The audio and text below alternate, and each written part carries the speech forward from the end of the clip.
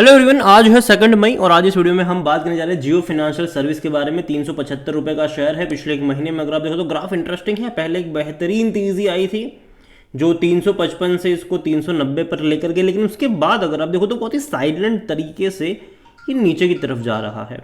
बात करेंगे वीडियो में इसके बारे में, लेकिन उससे पहले अगर आपने अभी तक चैनल को सब्सक्राइब नहीं किया तो प्लीज़ अभी इसे सब्सक्राइब कर लीजिए, क्योंकि आगे भी बहुत सारे वीडियोस हैं जो आपको काफ़ी ज़्यादा हेल्प करेंगे। तो देखिए 375 का शेयर है। एक महीने में अभी भी 5.5% की तेज़ी है। और भाई साहब लिस्टिंग से लेकर अब तक देखें तो पहले एक बड़े करेक्शन से गुजरा ज़रूर था, लेकिन उसके बाद जो रफ्तार पकड़ी है वो शानदार है। जो नवंबर महीने से जो तेज़ी यहाँ पर आई है वो बेहतरीन रफ्तार है। और देखो इस ऐसा नहीं है कि एक तरफा भागा है, ये बीच बीच में बड़े करेक्शन दिखाए थे इसने। जैसे कि अगर आप यहाँ पर देखो तो जब ये 240 रुपये पर था, ऐसी रफ्तार आई थी कि 265 पे गया, लेकिन वापस गिरकर 240 पर भी आ गया था। फिर तेज़ी दिखाई थी 290 पर जाने के बाद, फिर करेक्शन दिखाकर 260 पर आया था। फिर तेज़ी दिखाई थी 333 पे गया था, फिर करेक्शन दिखाकर 308 पर भी आया था। फिर रफ्तार पकड़ के 360 पे गया, फिर गिर कर ये आया था 328 पर। तो देखो ये करेक्शन बनेंगे यहाँ पर, ठीक है, थोड़े बहुत करेक्शन बनेंगे हर तेज़ी के बाद। हो सकता है कि 10% का डिक्लाइन देखने को मिल जाए, लेकिन उसके बाद दोबारा तैयार होगा ज़रूर ये एक बड़ी रफ्तार के लिए। और यही वजह है कि जियो मैं लॉन्ग टर्म के लिए प्रीफर कर रहा हूँ। अगर आप चैनल को रेगुलर फॉलो करते हो तो मैं एक ही चीज़ कहता हूँ हर बार कि भाई साहब बेचने की ज़रूरत नहीं है।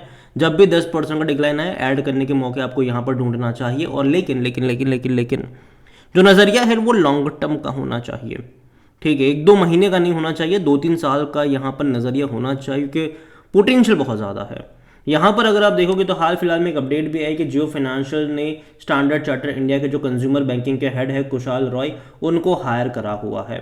और ये अच्छी बात है, ठीक है, ये एक अच्छी बात है। उनके साथ बातचीत वगैरह चल, और देखो एक नहीं कई सारे बड़े टैलेंट्स ऐड करे गए हैं। केवी कामंथ जो है वो लगातार अपने जियो को एक्सपांड करने में लगे हुए हैं। और एक नहीं कई सारे बिजनेस है यहाँ पर, और अलग अलग इंडस्ट्रीज के एक्सपर्ट दिग्गज महारतों को यहाँ पर लेकर आया जा रहा है। क्योंकि देखो यहाँ पर कंपनी अगर आप देखोगे तो एक नहीं कई तरीके के बिजनेस है। इंस्टेंट लोन का जो बिजनेस है, अभी तो यहाँ पर छोटे लोन बांटे जा रहे हैं, लेकिन आने वाले टाइम में बड़े लोन्स बांटने का भी इनका प्लान है। कंपनी जो है वो होम लोन तक प्रोवाइड करवाने वाली है। कंपनी जो है वो म्यूचुअल फंड्स के अगेंस्ट में भी लोन देने का प्लान कर रही है। तो और ये बड़े टिकट्स वाले लोन होंगे, और इसके चलते जो इनका लोन बुक होगा वो एक बहुत बड़े तरीके से बढ़ने वाला है आने वाले टाइम में। इतना ही इंश्योरेंस प्लान का भी एक अलग से सेपरेट यूनिट यहाँ पर होने वाला है, एक अलग से पूरी टीम उसके भी है यहाँ पर।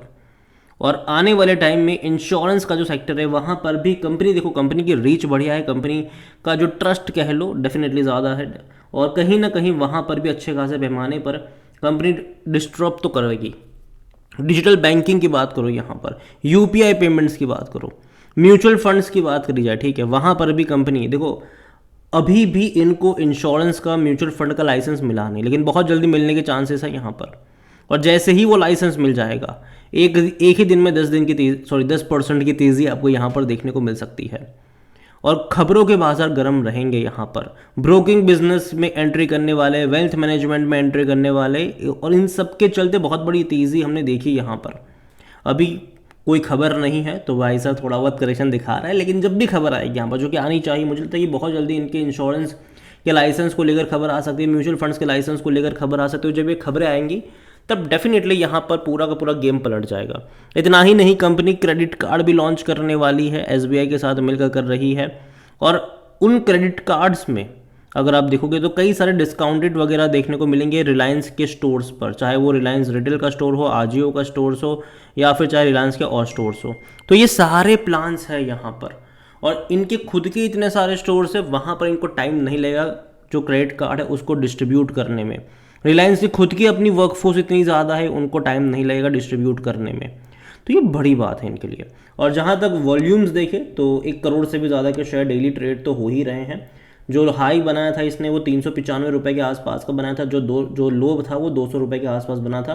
मार्केट कैप इसका 2,40,000 करोड़ के आसपास का देखने को मिल रहा है। कंपनी के बारे में अगर हम देखें तो according to Moneycontrol user 50-50 वाला रेशियो है। 50% लोग कह रहे खरीदारी करो, 50% लोग कह रहे बेचो और भाग जाओ। यहाँ पर कंपनी के नतीजे भी आए थे जो कि अच्छे थे, बुरे नहीं थे। हालांकि अभी तक कोई डिविडेंड इन्होंने अनाउंस नहीं करा, लेकिन मुझे लगता है कि शायद डिविडेंड अनाउंस कर सकते हैं। बहुत ज़्यादा नहीं, 1 रुपये के आसपास का मैं एक्सपेक्ट करके चल रहा हूँ। जहाँ तक वैल्यूएशन की बात करें, 150 का पी है इसका, सेक्टर पी 18 का है। और ये पी और एडजस्ट होगा आने वाले टाइम में जब इनके बिजनेस खुलेंगे, जब वहाँ से रेवेन्यू प्रॉफिट आपको देखने को मिलेगा। जब इंश्योरेंस का बिजनेस खुलेगा, जब म्यूचुअल फंड्स का बिजनेस खुलेगा, जब ब्रोकिंग का बिजनेस खुलेगा, जब वेल्थ मैनेजमेंट का बिजनेस खुलेगा, जब क्रेडिट कार्ड का बिजनेस खुलेगा, इनके रेवेन्यू प्रॉफिट्स बढ़ेंगे। जब लोन को ये और बड़े पैमाने पर एक्सपांड करेंगे, जो बड़े टिकट साइज वाला लोन है जब वो बांटना शुरू करेंगे, तो बड़े पैमाने पर इनका रेवेन्यू प्रॉफिट्स बढ़ेगा। और जब रेवेन्यू प्रॉफिट्स बढ़ेगा तो कहीं ना कहीं प्राइस टू अर्निंग रेशियो भी जो है वो भी आपको एडजस्ट होता नजर आ सकता है। तो अभी देखने में महंगा लग सकता है, लेकिन मैं अभी भी कहूँगा कि मुझे लगता है कि आने वाले टाइम में ये एडजस्ट ज़रूर होगा। हालांकि कोई भी एनालिस्ट खरीदारी की बात नहीं, हालांकि एक ही एनालिस्ट है, जनरली काफ़ी लोग बाइक की बात भी कर रहे हैं। अभी लास्ट क्वार्टर के नंबर एवरेज थे, तकरीबन 310 करोड़ के आसपास के इनके प्रॉफिट्स हुआ मतलब देखने को मिले थे, और रेवेन्यू था 495 करोड़ का। और यहाँ पर हमें समझना होगा कि सितंबर क्वार्टर में अच्छे नंबर्स इसीलिए आते हैं क्योंकि जियो से रिलायंस इंडस्ट्रीज डिविडेंड अनाउंस करती है, और रिलायंस इंडस्ट्रीज में 6% का जो हिस्सा है वो किसके पास है, जियो के पास है। तो ये अगर आप वो 6% भी काउंट करते हो तो भी एक बहुत बड़ा अमाउंट बनता है, अगर आप उस 6% को भी काउंट करते हो तो।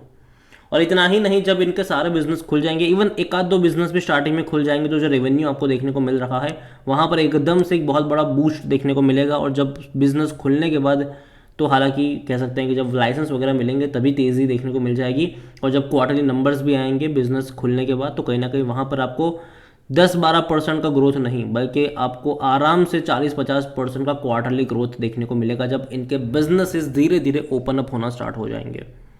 और अगेन जियो फाइनेंशियल सर्विस जो है वो एनबीएफसी का दर्जा नहीं है इनके पास। उन्होंने खुद बोला है आरबीआई के ऊपर कि भैया हम एनबीएफसी कंपनी नहीं है, हम सीआईसी कंपनी है। आने वाले टाइम में कंपनी और बड़ी कंपनियों में इन्वेस्ट भी करने वाली है, और तो और टेक से रिलेटेड जो भी होगा उसमें कंपनी, डिजिटल से रिलेटेड जो भी होगा वहाँ पर कंपनी एक नई सब्सिडीज़ के तौर पर काम करेगी। और फ्यूचर में ये इतने भी जो बिज़नेस है, चाहे वो म्यूचुअल फंड्स हो, ये अलग अलग हो, इंश्योरेंस हो, लोन वगैरह हो सकता है कि आज से 4-5 साल बाद कुछ बिजनेस डीमर्ज होते भी नजर आए, बोनस शेयर भी देखने को मिले।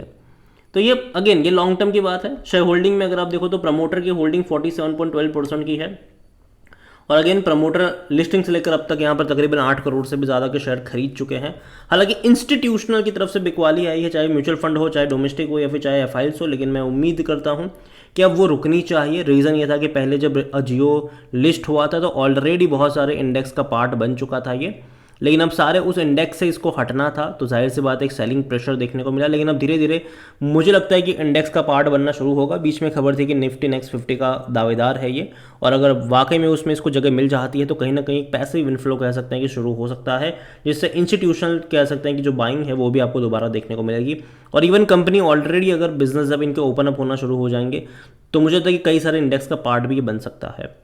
तो नज़र रखिए इस कंपनी के ऊपर। और रिटेल और अदर्स को मिलाकर 20.83% की होल्डिंग है, जिनमें से रिटेल इन्वेस्टर 13.66% पर है, और जो अदर पार्टीज़ है वो 7.16% का स्टेक लेकर यहाँ पर बैठे हैं। ओवरऑल जियो फाइनेंशियल अगर है आपके पास तो होल्ड कर सकते हो, लेकिन हाँ इसका मतलब ये नहीं है कि यहाँ से बॉटम बन चुका है भागेगा ही भागेगा। अगेन बॉटम कहाँ बनेगा ये कोई नहीं जानता, हो सकता है कि अभी थोड़ी बहुत करेक्शन दिखाने के बाद दोबारा भी तेज़ी भी पकड़ ले। हर 10% के डिक्लाइन पर ये भागा ज़रूर है, तो मैं उम्मीद करता हूँ कि अगर यहाँ से और 5% ये गिरता है तो कहीं ना कहीं तेज़ी के आसार नज़र आएंगे। है तो होल्ड करो। फ्रेश बाइंग की जहाँ तक बात है तो बाय ऑन डिप्स के अप्रोच के साथ यहाँ पर चलना चाहिए, लेकिन नज़रिया जो है वो अगेन मैं कहूँगा कि लॉन्ग टर्म का होना चाहिए, शॉर्ट टर्म का नहीं।